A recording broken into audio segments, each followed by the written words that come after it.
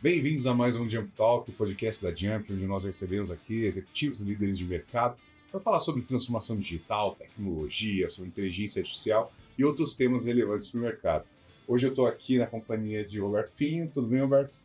Joia, mais um Jump Talk aí, convidados muito especiais. Bacana, e já que o Pinho adiantou, nós hoje temos não um, mas dois convidados, né? Hoje a gente tem aqui Rodrigo Silva, CEO da Nitro. Ele tem atuação, ele vai falar um pouquinho sobre a atuação dele na Nitro e eu vou também perguntar sobre a carreira do Rodrigo, mas muito bem-vindo, Rodrigo. Obrigado, pessoal.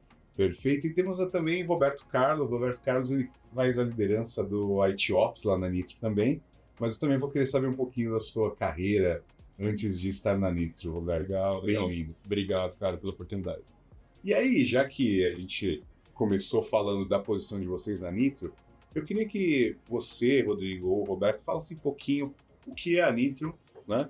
E fala um pouquinho da sua posição lá dentro hoje. Legal, muito obrigado, pessoal. Bom, a Nitro é uma empresa, a gente tem duas grandes vertentes, né? Então, é uma indústria química, nós somos uma indústria propriamente dito, e a gente também tem um segmento dentro do agronegócio, um negócio bastante perene, é um negócio que a gente tributa bastante. Então, uma história longa cursa, né? A Nitro é uma senhorinha, é uma empresa de mais de 90 anos, né? Então, uma cultura, né? Uma arquitetura mais corporativa, vamos dizer assim, e há 4 ou 5 anos que nós estamos dentro do segmento do agro, ali inovando, entendendo mais sobre esse grande mercado, né? Sobre esse business to farmer, que é o que a gente chama ali. Então, a gente veio dentro de uma carteira de um B2B, que era um mundo mais ali empresa em empresa, e agora a gente ajuda ali, né, o nosso agricultor ali nas tarefas do dia a dia ali, né? Então, os nossos produtos, eles chegam na mão do agricultor, né? A nossa estratégia. E dentro da área de tecnologia, dentro de uma empresa que ela é mais tradicional, a gente tem vários desafios, né? Desde entregar ali o melhor link, né, o melhor sistema, mas a gente também pensa hoje nas melhores inovações para o nosso cliente. Então, Sim. como é que a gente faz mais, né, com o mesmo que a gente tem ali, mas trazendo mais inovações, né, cutucando o nosso usuário, trazendo parceiros que são estratégicos também dentro da nossa estratégia de entrega e de delivery. Muito bom, Rodrigo. Rodrigo, já que você já apresentou a Nitro, eu vou começar pelo Roberto. Roberto, queria que você falasse um pouquinho sobre a sua carreira. Como que você começou a sua carreira? Porque o Deep Talk, ele é ouvido por muitas pessoas que estão iniciando carreira, fazendo transição de carreira, tentando entender um pouquinho mais sobre o que é transformação digital. Eu queria que você falasse um pouquinho, como que você começou na sua carreira e como que você chegou nessa posição de líder de IT Ops? Cara, essa é uma pergunta excelente. Eu comecei a carreira na Nitro, como jovem aprendiz, Muito boa. lá de 2013 para 2014, entrando numa área de suporte, que geralmente era de entrada, em TI, ou era, né? Agora a gente tem a área de programação também como uma das áreas de entrada. E aí vinha acompanhando ciclos de mercado. A gente tinha aquele ciclo que TI era uma área de suporte, entrega notebook, deixa o sistema funcionar, se acabou. E aí fui aproveitando oportunidades que iam surgindo, alinhado também a sempre estar se preparando, estudando, de olho no mercado, os ciclos que estão acontecendo tecnológicos. E fui vindo assistente, analista, supervisor, coordenador, até que em um momento, uma carreira fundada em infraestrutura, uma base sólida em infraestrutura, resolvi olhar sistemas, outras frentes de TI, dados, um pouco de cyber, um pouco de desenvolvimento, numa toada mais generalista, e hoje lidero aí o time de operações de TI, que, como o Rodrigo falou, é o time que tem que garantir que o melhor sistema esteja funcionando, que o melhor link esteja de pé, que os desenvolvimentos do nosso time eles estejam alinhados à estratégia da companhia. Então, acho que é uma forma bem resumida de dizer como é que foi a minha história de carreira. Nossa, bem legal. A Nitro é uma empresa muito antiga. Eu sou lá da Zona Leste de São Paulo, sou lá de São Mateus, nascido e criado em São Mateus. E eu conheci a Nitro por conta da proximidade e porque eu tinha alguns amigos que tinham sido jovem aprendiz na Nitro. Que legal. Há muitos anos atrás, quando eu ainda era jovem. E eu acho que queria colocar um ponto que a característica do Roberto, que ele consegue olhar do elefante à formiga. Sim. Então ele tem essa característica de conseguir caminhar basicamente por todas as áreas que a gente tem dentro da TI. Então ele saiu daquela função propriamente dita de infraestrutura e hoje ele está discutindo sobre qual que é a melhor ferramenta de AI que a gente vai colocar dentro da organização. Se a gente vai para um Cloud Code, se a gente continua dentro da nossa estratégia, se a gente vai para um cursor. Então ele está nas mais diferentes discussões. Eu acho que isso é muito importante dentro de um perfil profissional, né? Não. De conseguir olhar do estratégico até o menor micro ali do downstream. E essa visão também que você tem desde o início da sua carreira na empresa, te dá essa visão sobre o negócio também, né? Entender como que a empresa funciona, e isso é essencial para a tecnologia hoje. Muito bom. E você, Rodrigo? Você não começou sua carreira na Nitro? Não. Eu cheguei há pouco menos de 2 anos, né? Então estou completando meu 2º ano na Nitro, mas a gente fala que é um ano acelerado ali, né? Porque o segmento do agro a gente está reaprendendo ali, né? O agro sofreu bastante, infelizmente, nos últimos anos, tudo depende, né? Depende de política, de clima, etc. A gente acaba sendo bastante impactado. Mas eu vim lá de trás, né? Então eu estou completando aí 25 anos de carreira. E, na verdade, acho que eu nunca comentei com o Roberto, mas minha primeira posição foi de vendedor. Eu vendia Coca-Cola na feira, mas era um péssimo vendedor, fiquei por 3 anos nessa posição, era muito bonzinho, dava desconto sem as pessoas pedirem, mas ali consegui me relacionar com muita gente. E dali, até então, tive a oportunidade de me apaixonei por datilografia, então já vai entregando um pouco da idade, né? Lá atrás eu fui professor de datilografia, virei instrutor, monitor, né? Dali depois fui desenvolvedor e aí entrei dentro do mundo corporativo. Fiquei por 5 anos na SAP, né? Então para cima e para baixo, em alguns clientes, fui para Angola, Cabo Verde, tive a oportunidade de fazer projetos internacionais.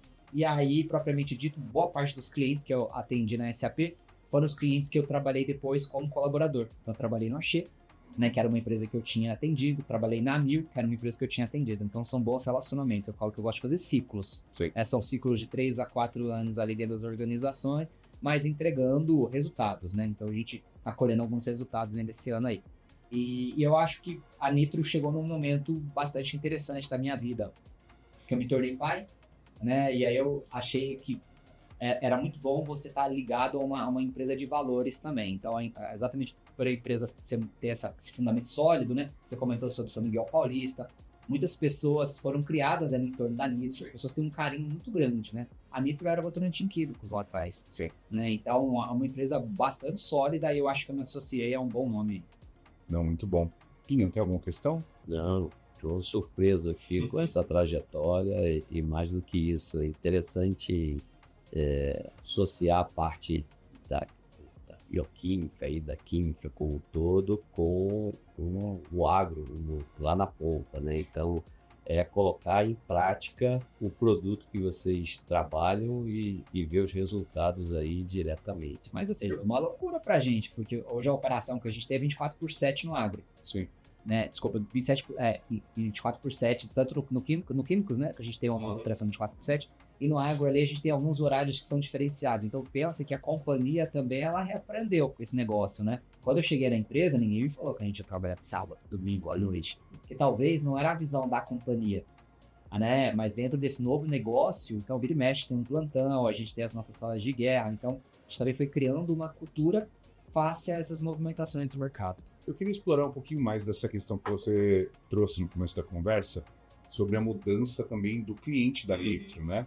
Porque a Nitro ela era uma empresa que atuava como B2B, então ela vendia, ela não vendia de uma enterprise para uma enterprise, de grandes empresas para grandes empresas, e aí os desafios são, poxa, como que eu vou produzir a quantidade que o meu cliente precisa, como que eu vou entregar quando ele precisa, só que em grandes volumes, e aí vocês passaram para o agro, para um cliente B2C, né, para um modelo B2C, mas onde vocês estão atendendo um cliente num porte menor, com entregas menores, né, com produções menores e produtos diferentes também. Né? Como é que funciona isso e como que funciona essa transformação lá dentro da Nitro? Cara, eu participei, né, dessa saída de uma Nitro, empresa de 400 colaboradores, com a fábrica em São Miguel Paulista, para uma Nitro que começou a comprar outras empresas, outros negócios, cresceu por aquisição. E foi uma loucura no começo. Esse é o resumo. A gente estava acostumado com um negócio muito flat, que é um negócio de químicos e especialidades químicas. Nós somos uma empresa que praticamente monopólio no Brasil. Só a gente vende o produto que a gente fabrica para o Brasil. E aí começou, poxa, vamos investir em um negócio novo, que é o agro. E não é fazenda, não é plantação, é produzir o insumo que o fazendeiro vai usar na planta lá, os minerais para a terra, os defensivos biológicos.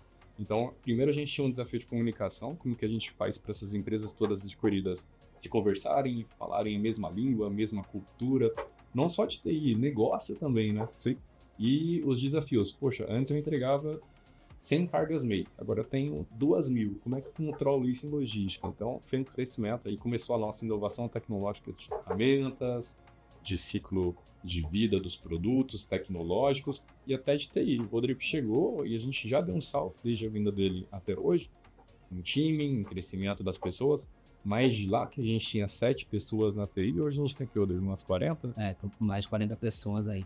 E tem uma coisa que é interessante, o Roberto comentou que a gente comprou algumas empresas, né? E com isso veio vários legados. Então a gente tinha 73 sistemas ali, 80% sem integração, porque vieram de vários negócios, vários business. A gente no Uruguai, a gente tem uma liquidez diferente do que do Brasil, que é uma outra empresa, né? Em Atlanta a gente tem ali também, né? É um outro RP, enfim.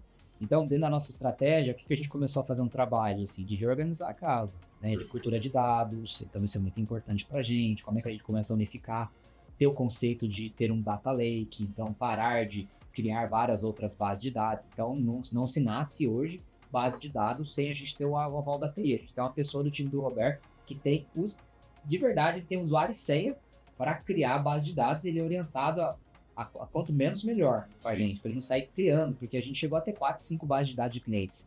Como é que faz para integrar tudo isso e dentro de um time to market que a gente tem muito rápido, a gente tem que repor o produto muito rápido, tem que entregar, tem que responder para o negócio de uma forma muito rápida, né?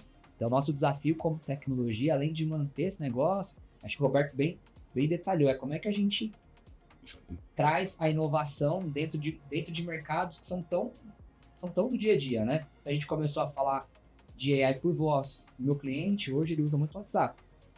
Né? O nosso cliente final ali, ele não tem muito tempo, ele está lá na fazenda, onde ele está. Então, como é que a gente faz para se conectar, para capturar essas informações? Como é que eu faço para pegar esses 73 sistemas e começar a tombar em bases únicas? Então, a gente tem utilizado muita inteligência artificial para reescrever esses sistemas e colocar dentro das nossas bases. O que a gente ganhou com isso? O conhecimento agora está dentro de casa. E muitas vezes é muito difícil passar isso para um parceiro, porque como eu sou detentor do conhecimento, até eu conseguir fazer um onboarding, talvez o assessment é uma coisa que a gente estava discutindo um pouco, que agrega tanto valor para o parceiro porque ele sabe onde ele está pisando, para a gente não, porque eu tenho tempo muito curto para reescrever aplicações hoje, né? Mas a gente entendeu algumas batalhas. O ano passado inteiro a gente trabalhou muito forte em cultura de dados. Da contratação do colaborador, então a gente não contrata ninguém hoje.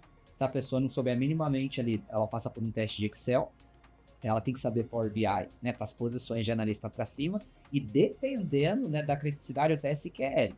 Então, isso a gente colocou junto com o time de gente. E no time de tecnologia, esse cuidado de não vamos nascer mais bases de dados, né, ter esse cuidado, como é que eu faço para fazer um onboard de outras consultorias. A gente tinha um outro time que agora se juntou com a gente, que era Digital.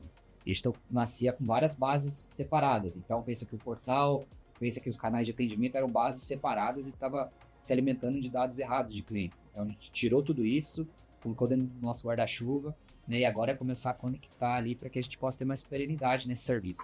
É bacana. E Roberto, como foi essa mudança de cultura? Porque acredito que, pergunto para você porque você está lá há mais tempo, então você viveu o passado e está vivendo esse presente que o Rodrigo está construindo junto com vocês. Teve muita resistência a essa mudança de paradigma, de olhar mais para os dados, ter profissionais que olham, que têm essa capacidade de trabalhar com dados. Como que foi isso? Claro, eu acho que a gente tem um público dividido, tem os que são a favor da iniciativa de vamos inovar, vamos trazer coisa nova. A gente já teve no passado, né, 4, 5 anos atrás, o boom de dados. Assim, que todo mundo começou a construir Dash, a gente saiu do modelo padrão de DBI em cubos e uma estrutura mais robusta, falando de Data Lake. E a gente começou já naquele momento, olha, você não precisa mais ter um Excel, ficar extraindo relatório, você vem aqui, atualiza que você tem um dado na tela. Foi médio ali, né? A gente tinha, a maioria dos nossos usuários, eles entenderam o valor, a gente vendeu, conseguiu trazer essa cultura, mas alguns ainda resistentes. Nesse segundo bom dia, a gente viu que não é só o Dash pelo Dash, não é o seu Dash de estimação, mas como é que você toma a decisão? Esse seu dado que está ali, ele é originado de um cadastro lá na ponta, esse ciclo inteiro ele está correto? Então eu acho que esse trabalho que a gente fez ano passado de mostrar a cultura de dados mesmo, do começo ao fim, ele foi um trabalho intenso, muita gente formada, umas 800 pessoas ali passaram pelas formações. E eu acho que a gente não abriu muito espaço ali para a democracia, né? Vocês precisam entender o valor e vamos lá, vamos mostrar como é que esse negócio funciona. Canei, Rodrigo, eu queria saber do seu lado, do papel do líder, né, do CIO. Como que você, como líder, vê não só a importância de os usuários terem a capacidade de trabalhar com dados, terem essa cultura de dados, mas como que você enxerga essas dificuldades nessa mudança de paradigma? Legal. Bom, a gente falou um pouco sobre resistência, né? A gente enfrentou algumas resistências, inclusive, do próprio time de tecnologia, porque quem tá fora desse movimento, ele começa a minar isso, né? Será que isso não é hype, né? Escutei muito, será que isso não é outro metaverso? Pra vocês terem ideia, 2 anos atrás, quando eu cheguei, eu fazia um assessment todo mês para saber como é que tava, queria saber com as pessoas, como é que tava a liderança, e era anônimo. E aí uma das pessoas escreveu assim: tá indo super legal a sua vinda, o problema é que você fala muito sobre AI. Será que isso não é mais um hype? E aí 2 anos à frente aqui agora... Mas é uma pergunta justa, né? E me preocupou, eu falei, nossa, eu preciso olhar mais pro RP, pro CRM. 2 anos agora, a gente formou 800 pessoas ali, em AI, em dados ali. Acabamos de fazer um hackathon, né, com o time de tecnologia, saiu de 6 a 7 tecnologias. E aí, te respondendo, dentro da nossa estratégia, o que a gente entendeu? Primeiro, que o usuário, pra gente, é quem paga o meu salário ali no dia a dia, né? Então, toda solicitação hoje, inclusive, se tiver um caminhão parado em 15 minutos, você vai ter a sua primeira resposta. Eu te garanto isso. Eu falei isso pro nosso conselho de administração, vocês podem testar. A gente manda uma resposta, vai ter alguém do time do Roberto que vai colocar, tô vendo, ele tá aí. A gente tem um canal ali, um canalzinho que a gente chama de War Room ali, que é onde bate, ali é onde a gente consegue entender. Então, a primeira coisa, a gente colocou o cliente no centro. Parece besteira, né? Parece utópico isso, mas tem muito local que você não coloca o cliente no centro. Então, o cliente pra gente ali é o cara mais importante do segmento. E a gente vive falando isso, né, Roberto, dos nossos times, que assim, putz, a gente entende, né? O cara tá dando cabeçada, o cara não tá fazendo certo. Dica, mas vamos lá, vamos ajudar, não adianta pisar agora, vamos resolver isso, né? Então, foi o primeiro passo da nossa jornada. Segundo, o letramento. Então, muitas vezes as pessoas são ignorantes pela falta do conhecimento. Sim. Então, a gente investiu pesado em treinamento, tinha um trabalho muito legal que nós fizemos de tecnologia com o time de gente. Então, a gente praticamente parou a TI e a gente tinha turmas quase todas as semanas, né, presenciais, online. A gente conseguiu também um terceiro ponto, que eu acho que é um apoio executivo muito forte. Então, o nosso CEO, ele é um cara que ele gosta, ele vê valor nisso, né? Ele é mais cético, ele precisa ver para crer, mas ele entende que, putz, isso aqui é um game changer, né? E aí, quarto, a gente começou também a falar de grana. Então, não era só bonito, mas só legal. Então, tudo que a gente faz, a gente tenta colocar métrica. Então, a gente ou tá melhorando o NPS, ou tá trazendo ROI para a companhia, né? Eu vou precisar desse investimento para determinado ponto. Para vocês terem ideia, a gente conseguiu capitalizar o nosso time de dados inteiro em capitalizador. Isso é bem legal. Ontem eu tava falando com o pessoal de uma farmacêutica que falou, cara, não consigo capitalizar ainda. Mas o meu Data Lake, as pessoas, elas fazem parte de um grande projeto e eu bilo isso em CapEx hoje. Pra gente é um baita do umbral, porque eu tô dentro de um projeto de transformação dentro da companhia. Então a gente colocou isso como estratégico. E aí, por último, pessoal, acho que o mais importante, isso não pode começar e morrer. Porque a cultura é o que a gente faz no dia a dia, sabe? É passar o pão com a manteiga, você não esquece de fazer isso. Então a gente continua esse trabalho esse ano. Não é fácil, é cansativo, né? Só que agora a gente mudou um pouco a abordagem. A gente já construiu a base, né? E agora a gente tá indo mais pra front, agora estamos conectando mais parceiros, agora eu já consigo respirar mais, né? Então eu acho que dentro desse nosso movimento aqui a gente conseguiu dar um próximo passo, né? Legal. É interessante que às vezes a gente em tecnologia está muito preocupado em fazer entregas, né? Em projetos, apresentar dados novos ou projetos novos.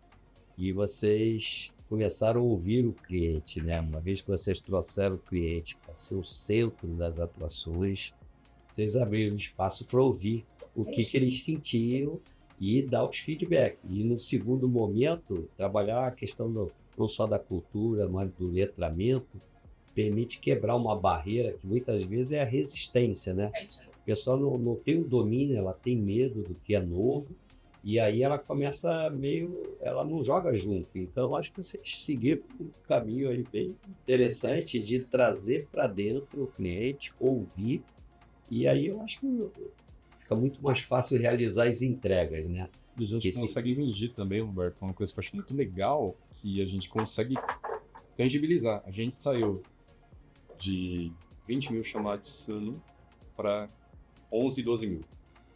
Expressivo. Os chamados são problemas que o meu usuário tem na ponta. A gente saiu de um NPS de 34 para um NPS de 70 pontos. Isso é Mais que Fantástico. muito legal. E a gente, nessa última, né, etapa que a gente está vivendo agora do Vibe Code, a gente conseguiu trazer ferramentas desenvolvidas dentro de casa, o nosso time fazendo, reduzindo o custo de R$200 mil de licenciamento de ferramentas legadas. Então você mostra para o negócio, ó, entrega qualidade, entrega valor e reduz custo, que no final do dia é o que paga aí nossas fontes. Ó, você sabendo, o Roberto, ele migrou o sistema de TSM, né? A gente não paga mais, menos 200 mil, time do Roberto. Sistema de metas, menos 130 mil. Estamos migrando para uma aplicação nossa. Nosso CRM, foi embora, 330 mil, com AI, base única.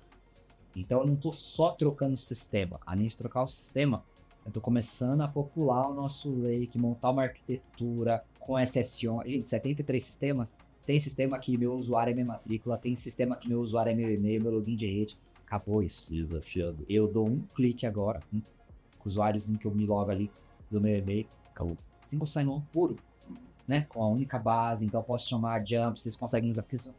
Hoje eu consigo te dizer um tal dado, Sim.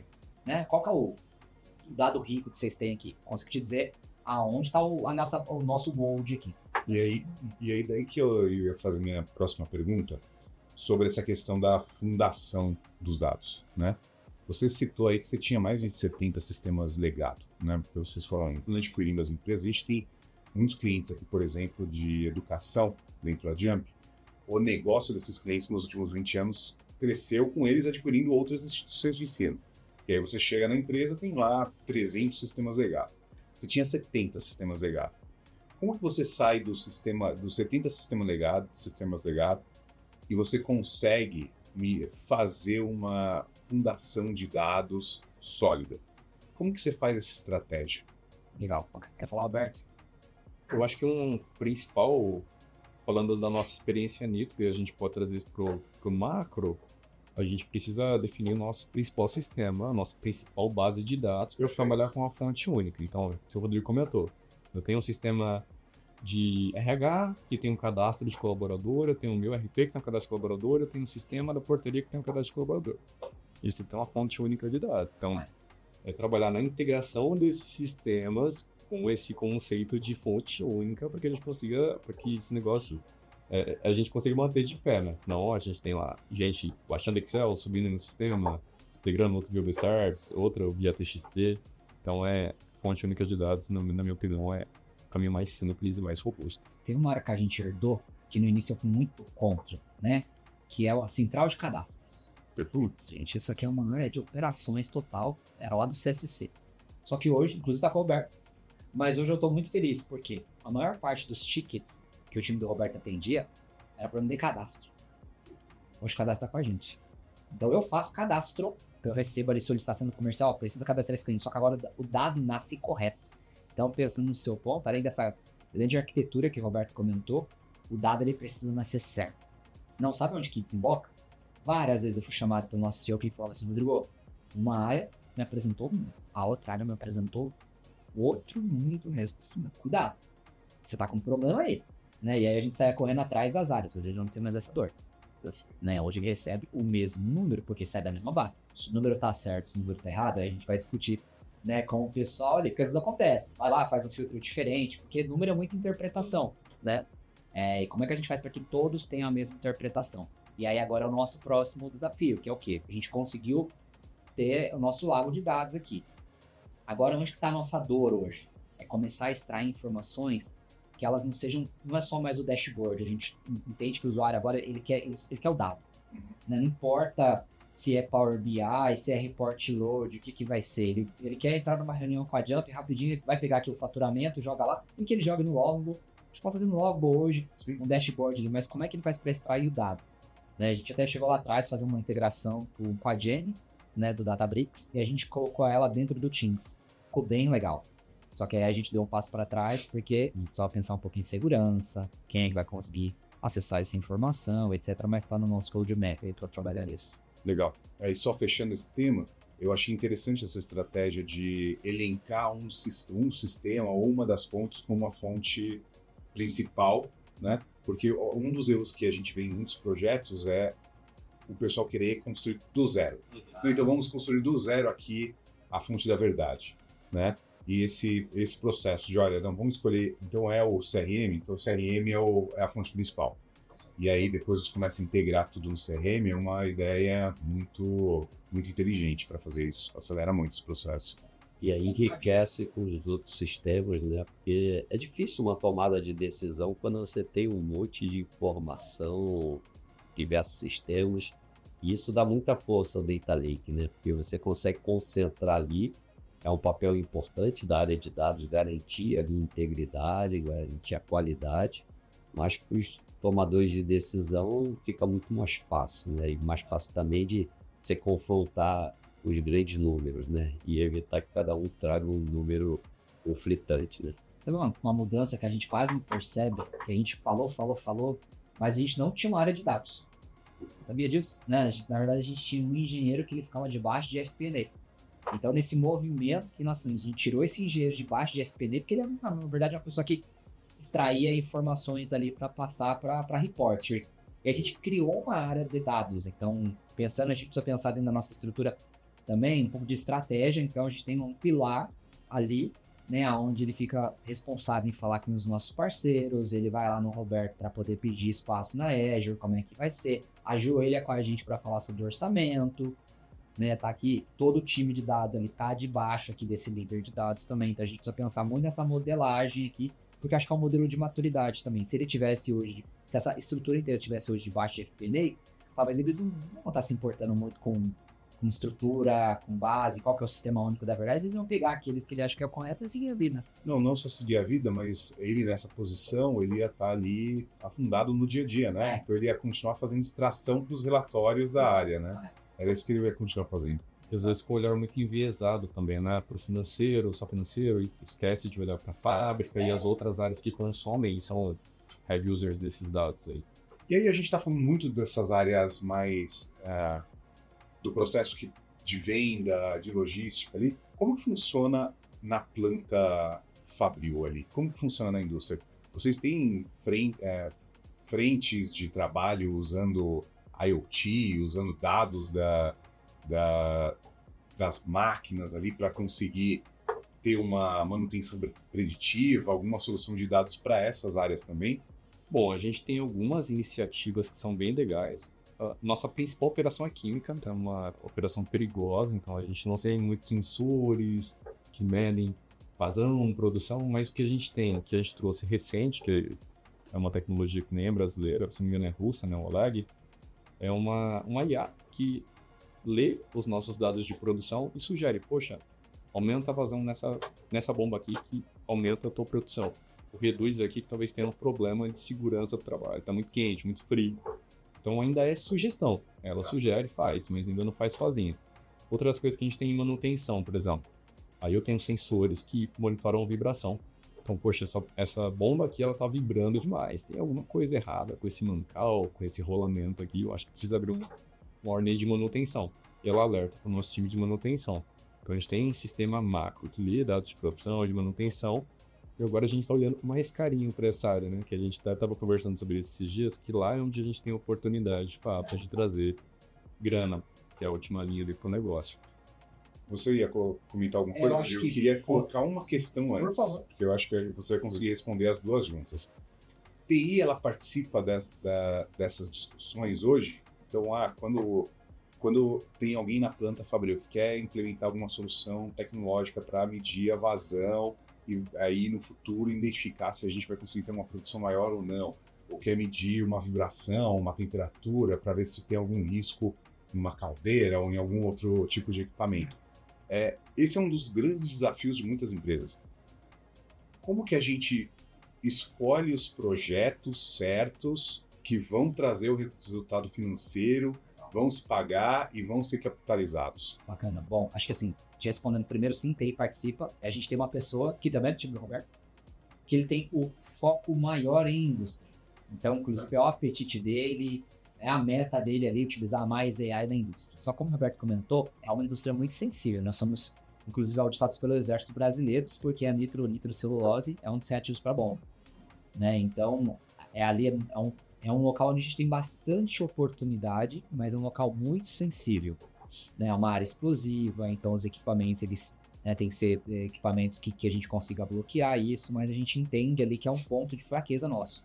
E sempre, e eles têm muito desejo, porque qualquer coisa que a gente faça ali, o retorno financeiro é altíssimo. Pessoal, cara, se você disponibilizar um dashboard que lê informações da máquina, cara, é menos retrabalho de muita gente aqui. Então a gente entendeu isso, putz, aqui é um ponto pra gente atacar em 26. E aí, como é que a gente faz para priorizar os nossos orçamentos, o nosso orçamento? Então a gente criou um comitê de tecnologia. Então vamos lá, o Roberto é da área de produção, ele quer fazer esse trabalho do IoT lá da fábrica com a gente. Ele tem que preencher, a gente tem uma área nossa de tecnologia, que é um PMO, a gente ajuda, ele vai fazer uma ficha, não é muito burocrática, mas dizendo o que ele quer, qual que é o ganho, qual que é o retorno esperado, a gente valida com a FP&A. Então, eu vou ter a redução de um headcount, qual que é o custo da cadeira, a gente faz uma conta, e a gente leva nesse comitê, aí vai o Roberto, o diretor do Roberto, a gente leva o CFO, e a tecnologia tá ali. E aí é uma briga boa, né?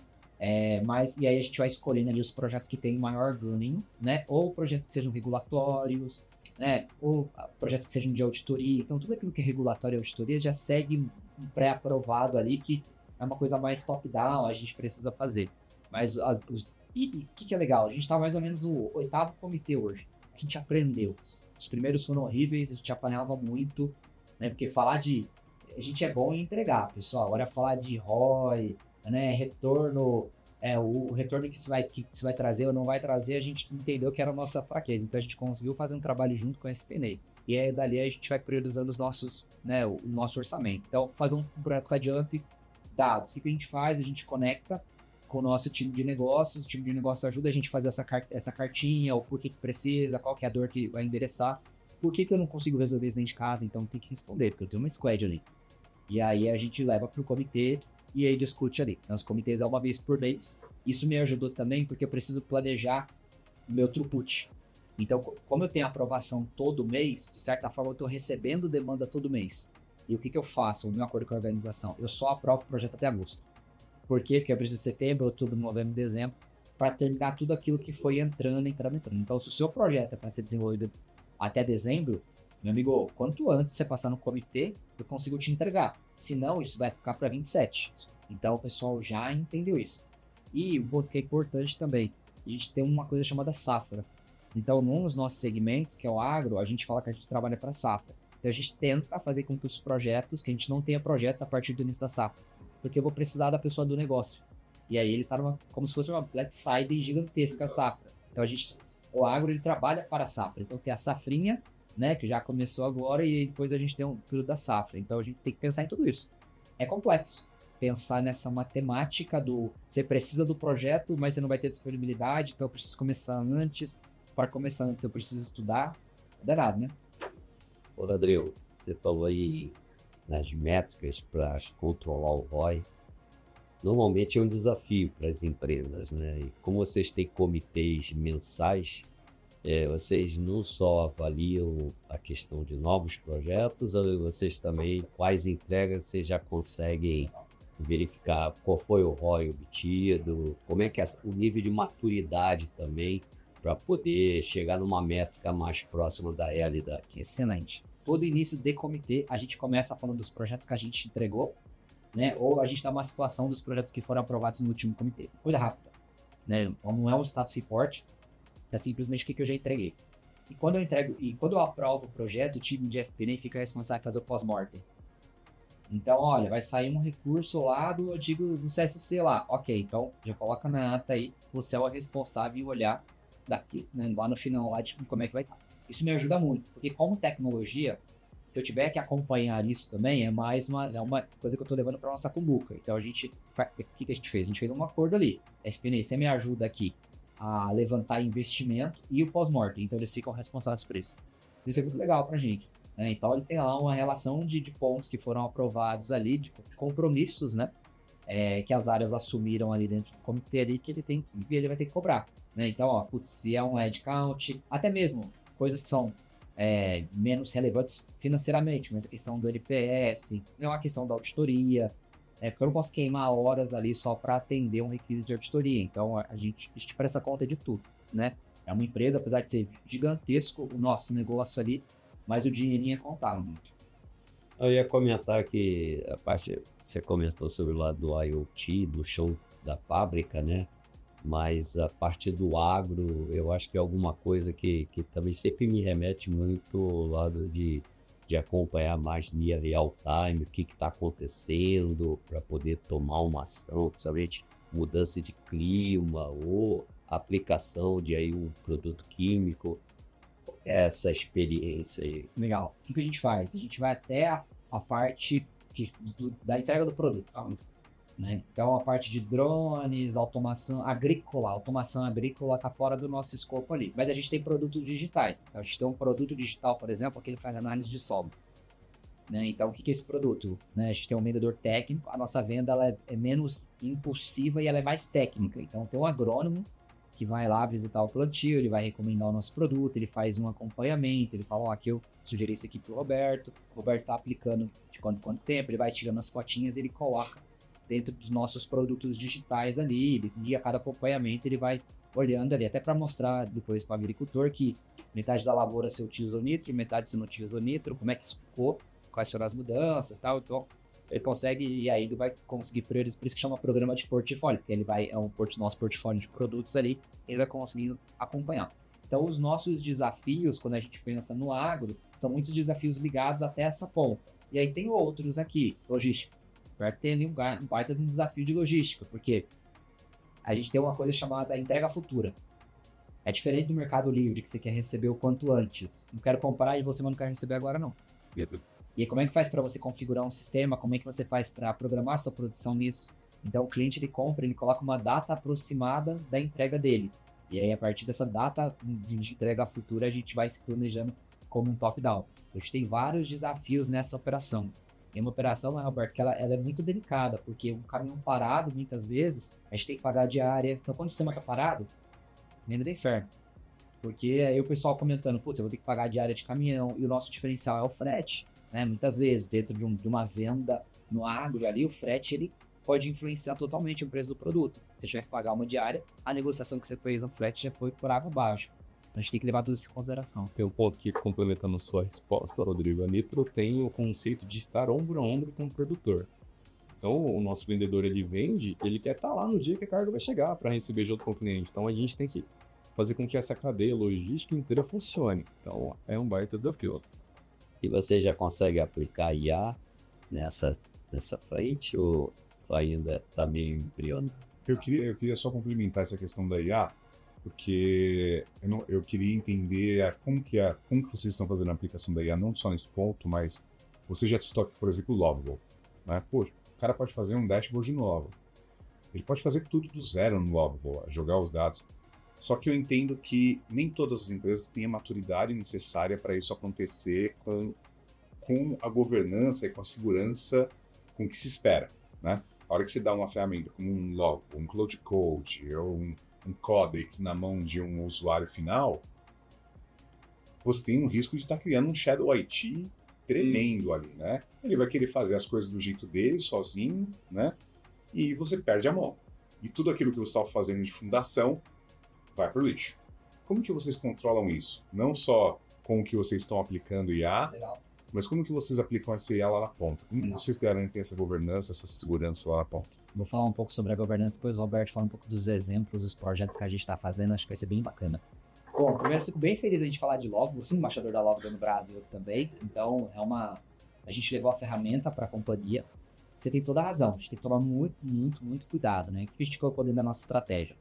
Então, primeiro a gente não restringiu, a gente foi para o caminho de letramento, nós criamos uma comunidade de builders.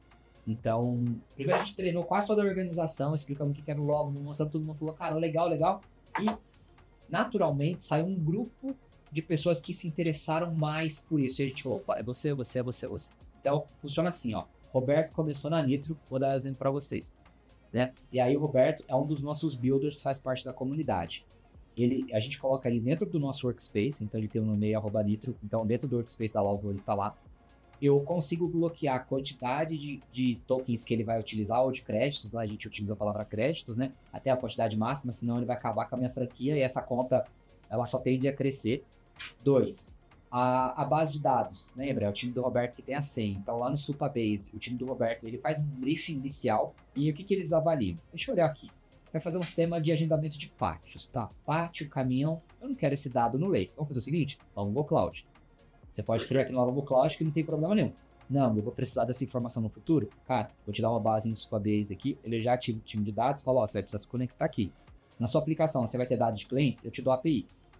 A gente entrega a API para o usuário bonitinho ali para você não criar outro cadastro de clientes. Não, tá?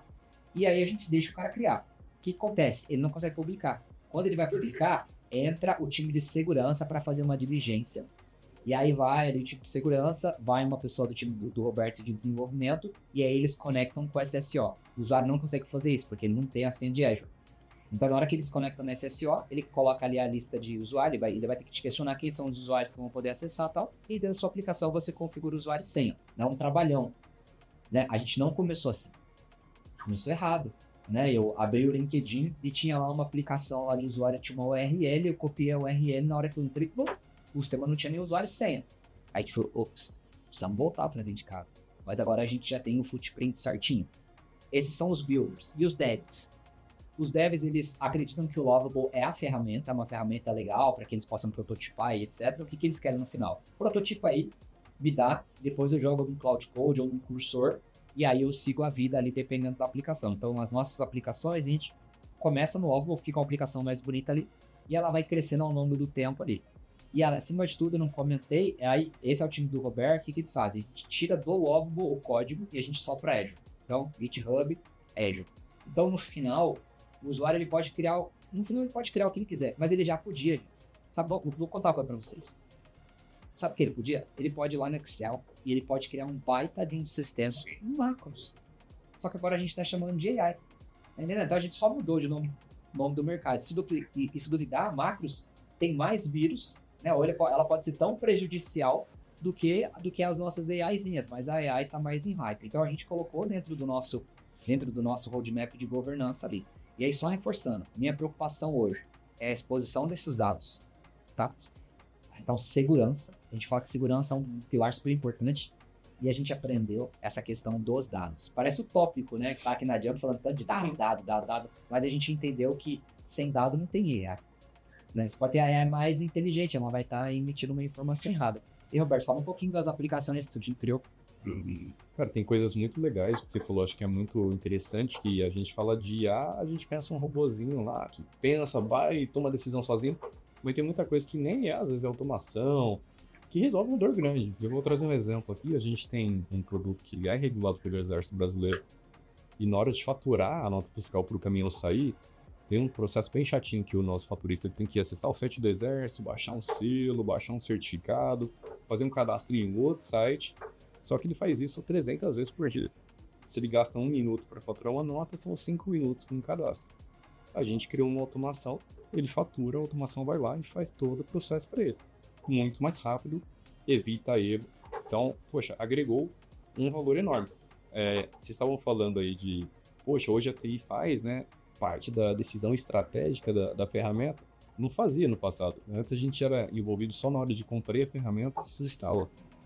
Com entregas de valor como essa que eu acabei de citar, a gente mostrou, poxa, eu acho que a TI consegue me ajudar, né? Não vamos colocar eles para ver se essa de fato é a melhor solução. Essa é uma. O Rodrigo comentou sobre nosso comitê de aprovação de CAPEX para projetos. Isso era controlado no Excel. Tinha alguém que fazia esse cadastro e depois ia atrás da pessoa do projeto para captar quanto trouxe de valor. A gente botou um sistema que faz hoje, desenvolvido em Vibe Code. Resolveu a vida, a pessoa já cadastra lá a necessidade de projeto. Durante o comitê a gente aprova ou reprova. Se aprova, vira um projeto, já cai para os devs que vão desenvolver.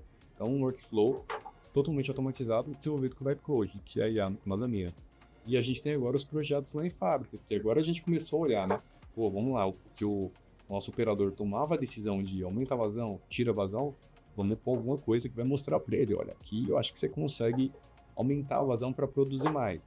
A logística, a gente tem uma solução de mercado que faz para a gente track onde a carga está, quando ela vai chegar, mas a gente já está olhando aqui algumas outras soluções com IA embarcado, que vão fazer mais do que o que a gente tem hoje habitualmente. Que é uma coisa legal, deixa eu contar agora para vocês, há um ano e meio atrás, super importante, que a gente não pode ir embora daqui sem falar da história da Nina. Como é que tudo isso começou, né? Então, a gente estava num movimento de migração do RP, né? É um projeto que não ia, não vai, né? A organização se preparando, a gente tinha alguns estudos, e veio o Roberto e uma pessoa do time dele, que era o Alisson, até então na ocasião, que eles davam suporte no nosso portal de pedidos. E aí, sei lá, tudo aí, o que acontece? O Alisson hoje, ele trabalha dentro de uma esteira de perguntas e respostas. Então você vai ali e fala assim, olha, o NCM tá errado, o que fazer? E aí o Alisson respondia. Então ele ficava ali no WhatsApp ali respondendo. E eles queriam criar uma solução como se fosse um chatbot mesmo, né? Porque a gente não falava muito de AI ainda. Eles falavam assim, cara, eu quero criar um chatbot, tinha que ser por WhatsApp, por uma restrição do agro. Então o agro só fala ali pelo WhatsApp ali. E eles queriam fazer o seguinte, eles já tinham mapeado todo o fluxo, então, gente, processo bacaninha ali. Pergunta, resposta, então tava tudo mapeado. Eles falaram, puta, vamos, a gente precisa fazer alguma coisa nesse sentido. A gente se reuniu e entendeu que assim, putz, cara, não vamos fazer esse chatbot, porque é muito chato falar com chatbot. O que nós fizemos? A gente foi lá no Copilot, que já existia dentro de casa. Na ocasião tinha um outro nome, a ferramenta da Microsoft. A gente pegou todo esse material que eles já tinham, a gente colocou no Copilot, então a gente treinou e a gente criou a Nina. O que é a Nina? A Nina é a nossa colaboradora digital. Você faz perguntas e ela te responde. Ela tá lá no Teams, tem uma carinha, você clica ali e você fala, gente, eu nunca sei qual que é o link da folha de pagamento, nem eu poderia colocar em Fanulix, mas a Nina me fala, eu vou ali e falo, qual é o link da folha?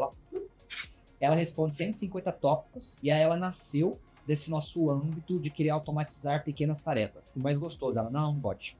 Então você fala assim, Nina, quem é o presidente da Nitro? Ela, o nome do presidente da Nitro, né? Nina, hoje eu recebi um reembolso aqui, como é que eu faço para saber as datas de pagamento de reembolso? Ela, e aí, a gente apresentou para a organização como um todo, falando assim, a partir de agora, as suas dúvidas, você vai tirar aqui com a Nina.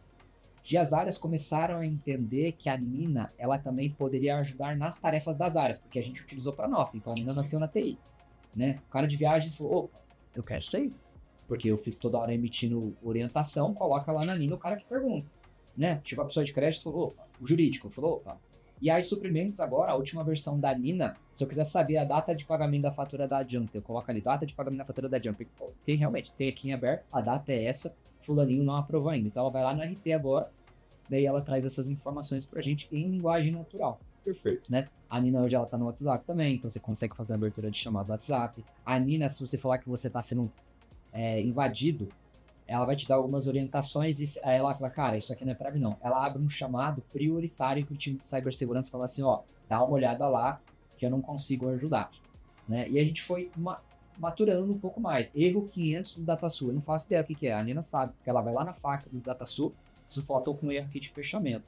E é muito difícil, né, Roberto, a gente manter essa Nina, as pessoas utilizarem, porque o que as pessoas fazem hoje? Muita gente tem licença do GPT, do ChatGPT, eu tenho do Cloud e tal, mas acaba não utilizando. Perplexity de graça ali por um ano ali para os clientes da Vivo. O pessoal não usa, né? Ele quer ter, né? Igual Netflix, você tem vários ali, mas você fica uma hora para pegar alguma coisa. A Nina, para que a gente pudesse manter ela viva, a gente foi fazendo essas parcerias com cada área. Então, quase todo mês tem uma coisa nova na Nina. Então, sempre o pessoal tá lembrando, fala na Nina. E aí, uma coisa bem doida que aconteceu na organização. O usuário hoje, se eu levar qualquer AI, ele associou a Nina. A Nina virou um ecossistema de inteligência artificial. O sistema de tickets do Roberto se chama Nina Up. O sistema de metas se chama Nina Metas. Então foi uma coisa legal que a gente teve. Isso foi bem legal. A Zaya é a nossa AI que faz a gestão dos projetos que o Roberto comentou, mas é a Nina Zaya. Então, tudo começa com Nina, né? A gente criou um Nina GPT, é um GPT para todos. Gente, olha que coisa legal. O nosso colega que está lá na produção, ele tem acesso ali a um chat GPT, onde ele consegue utilizar, né? A gente clonou o GPT, a gente paga ali a API da OpenAI. Então, a gente transformou isso num grande movimento ali, numa cultura ali.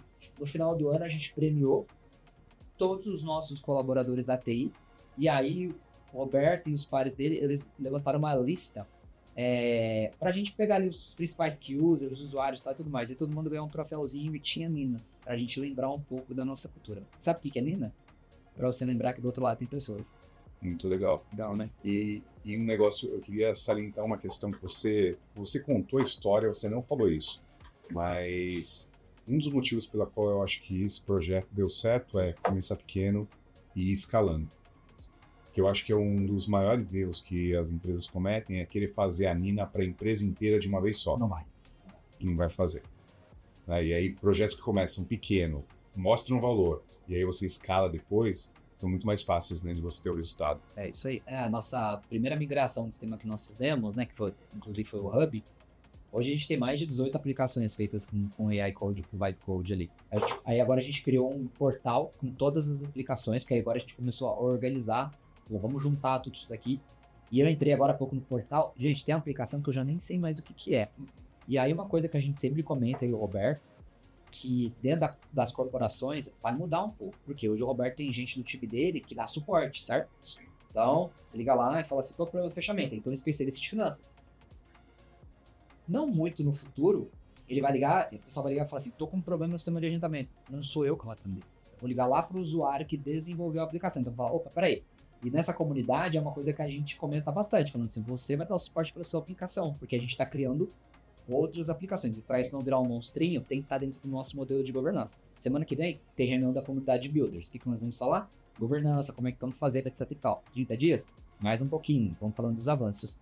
Então, o que a gente está fazendo? A gente deixa você criar, mas eu vou te abraçando, até o ponto que você tá comigo ali no dia a dia. Perfeito, muito bom, Rodrigo. Legal. A gente está se aproximando do fechamento do programa. O programa foi muito bom até agora. Eu acho que vocês estão num patamar aqui que é difícil ver empresas no Brasil com essa maturidade, né, com governança e com esse processo, como você falou. Cara, eu tenho o footprint de tudo que eu fiz aqui, eu consigo seguir, consigo replicar, né? Então é difícil de ver. E aí eu queria, pro fechamento, o Rodrigo tem um livro também, Inteligência Artificial para CEOs CIOs e CTOs, né? Eu queria que você falasse um pouquinho sobre o livro e como que foi essa sua experiência. Legal, bacana. Esse é o 4º livro que eu estou fazendo esse ano sobre inteligência artificial.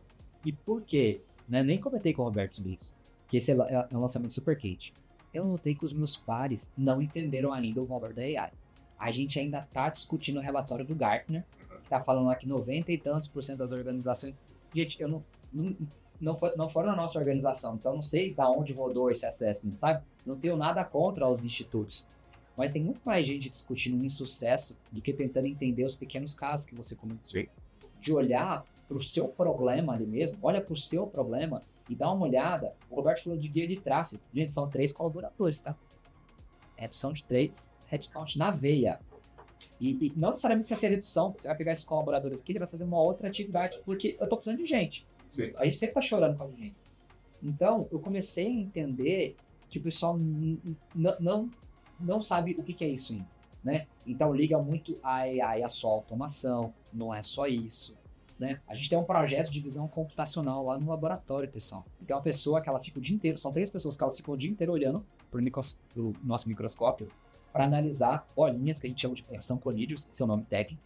Né, o olho fica cansado. Na indústria farmacêutica, o pessoal fica olhando a ampola e tal. A gente colocou uma visão computacional, é RoboFlow. Ele bate ali, ele conta quantas bolinhas tem. E aí você vai treinando a AI ali. Então, você precisa olhar para os problemas que tem dentro de casa. Então, é isso que eu comento lá no livro.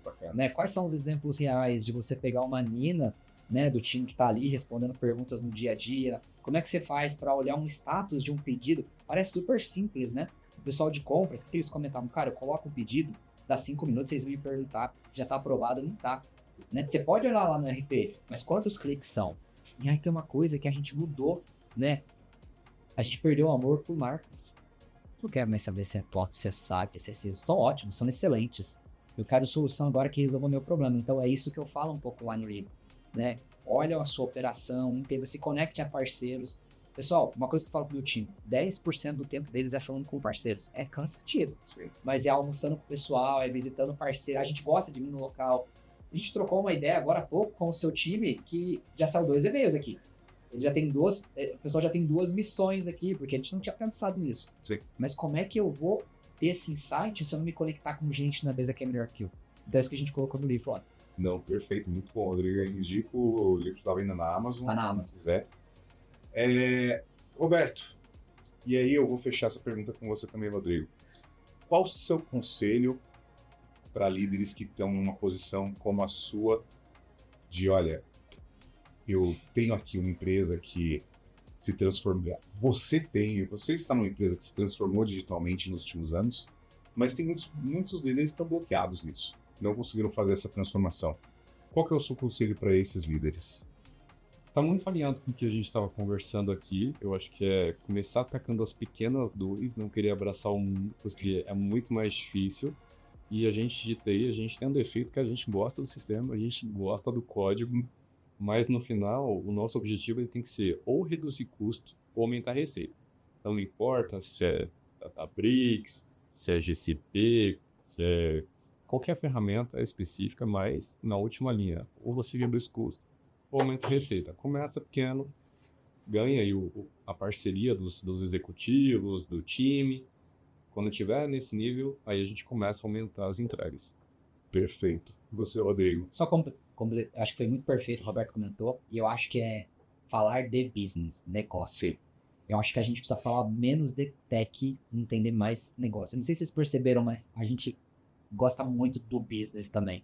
Então, esse negócio de responder em até 15 minutos, cara, é um negócio meio doido. No início eu lembro que o time não queria colocar os problemas lá nessa War Room. E a gente começou a cobrar, tem que colocar aqui, tem que colocar aqui. Porque a gente foi aprendendo um pouco mais, né? Então, hoje, o pessoal, quando vai fazer plantão, avisa a gente. Né? Hoje, se a portaria para, ela sabe com quem falar. Então, a gente entende muito. Fui cobrar o Alberto agora do sistema de biometria. Ele falou, cara, você não sabe. Eu tive que quebrar a parede para colocar. Ele entende do negócio.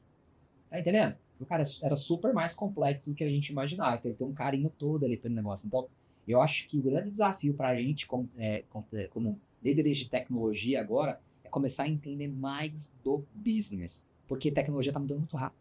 É novo, amanhã é cursor, é code. Eu tenho certeza que na hora que eu entrar no LinkedIn já sai uma solução nova.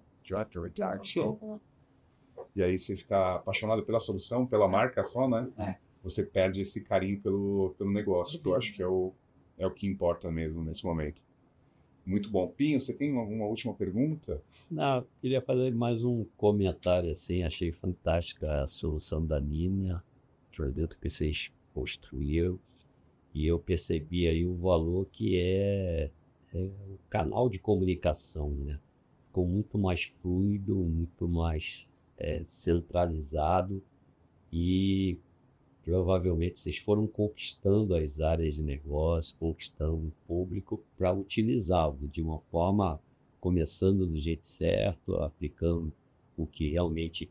As perguntas, né? É interessante que a gente fala muito em ROI, mas às vezes uma solução como essa desafoga as áreas, porque dúvidas que você tem do financeiro, dúvidas tem de tecnologia mesmo, ou de logística, você centraliza ali, coloca um canal que responde facilmente, e em vez de eu ficar perguntando para uma área cross, eu já sei aonde perguntar, e isso sobra tempo, né? Porque eu acho que o grande desafio hoje das corporações é exatamente como fazer mais com menos pessoas, né? Ou com as mesmas pessoas.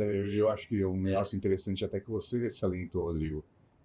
Nenhuma empresa que eu conheço está com excesso de gente. Não tem. Todo mundo está com falta de gente, cria mais gente, né? Então, às vezes, o olhar de cortar é otimizar para você conseguir fazer tudo que você queria fazer e você não consegue fazer hoje, né? E às vezes a gente fica pensando quanto é que vai ser o retorno daquele projeto, e só sobrar mais tempo para os colaboradores, para as áreas, já tem um retorno enorme, né? Não tão mensurável, difícil de mensurar, mas você percebe na prática com aumento de produtividade do time, das equipes. Legal, parabéns aí. Obrigado, viu? A gente conta com vocês também. Perfeito. E eu queria agradecer muito, Rodrigo, queria agradecer muito, Roberto, a vinda de vocês aqui. Foi inspirador, eu gostei muito, porque a gente vocês falaram de casos de uso que vocês estão vivendo agora, né? E acho que isso vai trazer muito valor aí para a nossa audiência. Muito obrigado por vocês dois terem disponibilizado o tempo de vocês aqui. Obrigado pelo convite também e parabéns pelo trabalho também, né? Tenho assistido aqui os episódios. Acho que é muito agregador acima de tudo. Muito obrigado, Rodrigo. Isso aí, obrigado, viu? Pela oportunidade. Foi uma ótima conversa, a gente conseguir expandir e trazer iniciativas que talvez outras pessoas consigam replicar e se inspirar. Isso aí, obrigado. Perfeito, obrigado, Roberto. Obrigado a você também que assistiu ao Jump Talk e até o próximo episódio.